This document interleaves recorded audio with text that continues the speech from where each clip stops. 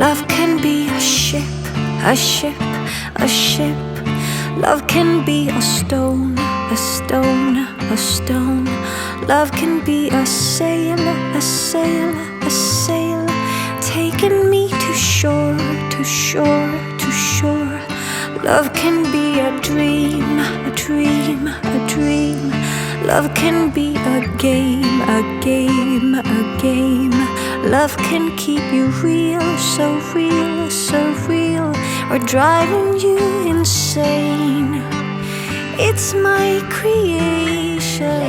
Well, hello and welcome back. It's day 4, and so far you've created a bullet journal. You've understood what goes into developing your unique style. You've created an inspiration board built on that unique style. And then today, day 4, we're talking about creating a space to create. Now, do you dream of a really beautiful studio with beautiful light, lots of space for all of your materials and your equipment? I think we all do, but sometimes it's just not a reality, is it? Do you sometimes see pictures of other studios and you feel a little bit deflated because you're not there yet? Well, if you do, what you need to do is reframe all of that, because you don't start off with the big fancy studio.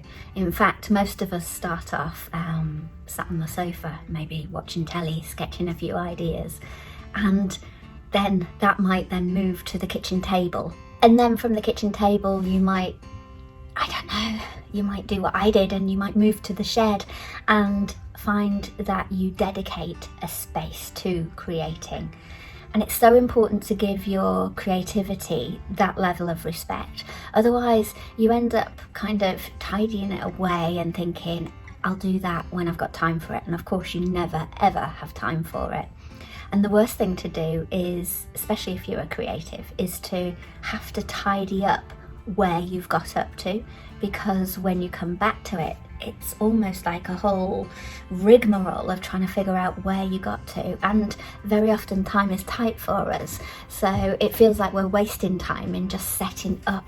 So to have a special space, it doesn't need a lot of money. It's kind of expensive for a studio. And it doesn't really need much space either. So what do you have right now, and what can you get started with? I'm going to give you 10 ideas, because you might be at a different stage that I'm at, and we might be at a different stage to the next person again.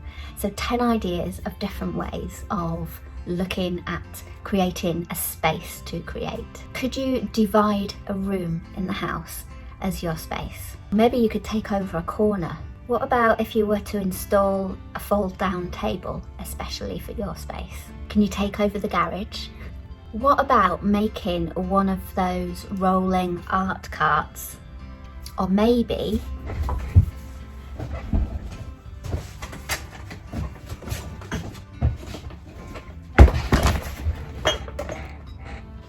an art bucket. Maybe you could build a shed. Sometimes the space to create isn't about the physical space. Sometimes it's about the time. Can you carve out time to create?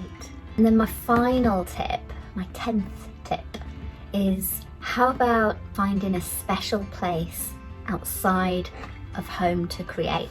Obviously not for the lockdown that we're in at the moment, but is there a cafe that you can take a sketch pad to and doodle away for half an hour? Is there a library that feels really studious because it's so quiet and you know people are busy working and reading and contemplating?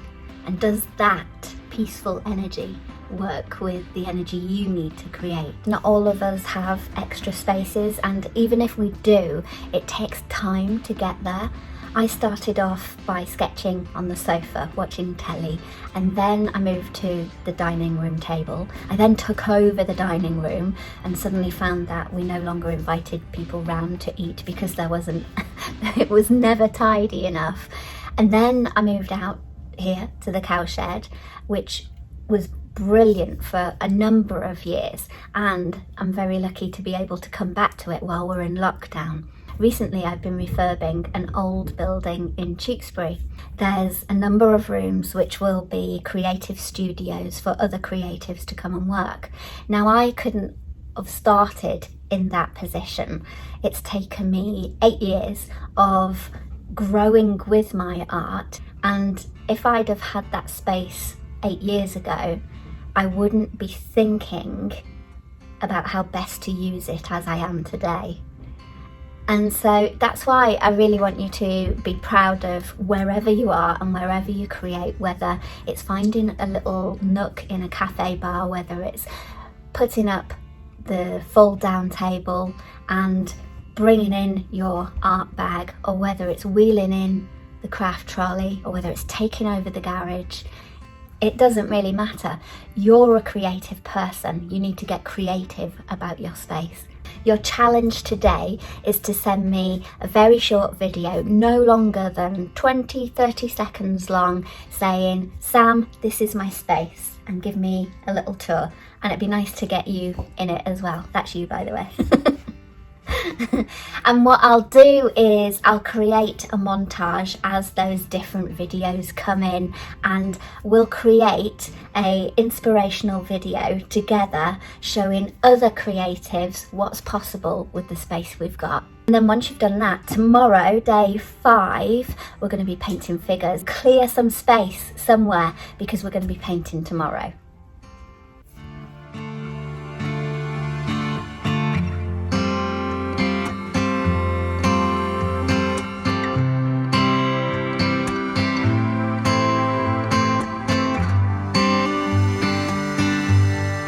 Love can be a ship, a ship, a ship. Love can be a stone, a stone, a stone. Love can be a sail, a sail, a sail, taking me to shore, to shore, to shore. Love can be a dream, a dream, a dream. Love can be a game.